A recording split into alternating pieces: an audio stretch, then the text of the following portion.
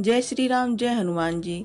बाबा तुलसीदास जी कहते हैं, फिर मैं उन दुष्ट जनों की सच्चे भाव से वंदना करता हूँ कि जो व्यर्थ ही में बाएं और दाहिने अर्थात मित्र और शत्रु हो जाते हैं, जिनके लिए दूसरों की हानि करना ही अपना लाभ है और किसी के उजड़ जाने पर हर्ष करते हैं और बसा हुआ देखकर विशेष दुखी होते हैं।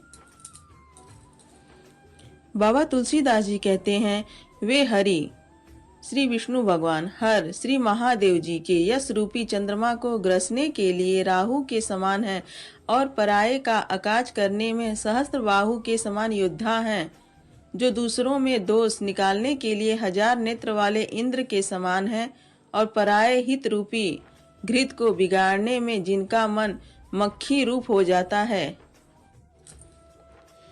बाबा तुलसीदास जी कहते हैं, उन खलों का तेज अग्नि के समान प्रचंड और क्रोध यमराज के समान है और जो पाप तथा अवगुणों के धन से मानो कुबेर के समान धनी है, जिनका उदय होना वैसे ही उपद्रव कारक है जैसे केतु नामक तारा के उदय से अवश्य ही उपद्रव होता है।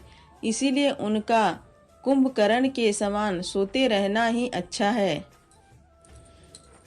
बाबा तुलसीदास जी कहते हैं, इस प्रकार के दुष्ट जन पराया काम बिगाड़ने में अपना शरीर तक त्याग देते हैं।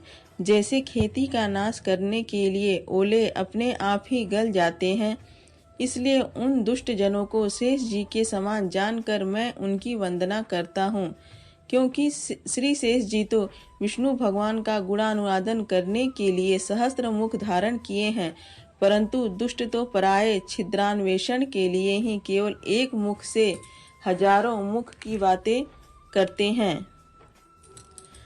बाबा तुलसीदास जी कहते हैं, फिर मैं उन खलों को राजा पृथु के समान जानकर वंदना करता हूँ कि जो पराये पाप को सुनने के लिए 10,000 कान रखते हैं।